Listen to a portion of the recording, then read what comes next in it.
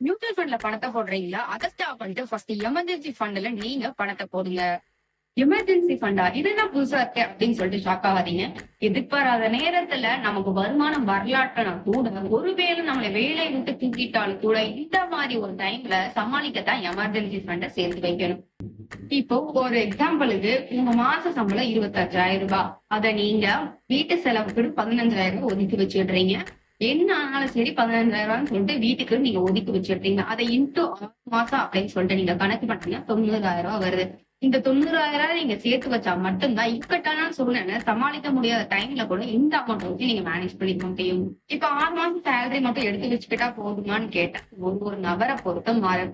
இப்போ உங்க ஜாப் பாத்தீங்கன்னா பர்மனன்ட் அப்படின்னு சொல்லிட்டீங்கன்னா 6 மாசம் சேலரி மட்டும் எடுத்து வச்சுக்கிட்டா போதும். அப்படி இல்ல உங்க வீட்டுக்கு நீங்க ஒருத்தர் மட்டும் தான் ஒர்க் போறீங்க, கிட்டத்தட்ட 9 மாசம் சேலரியே நீங்க தனியா எடுத்து வைக்கணும்.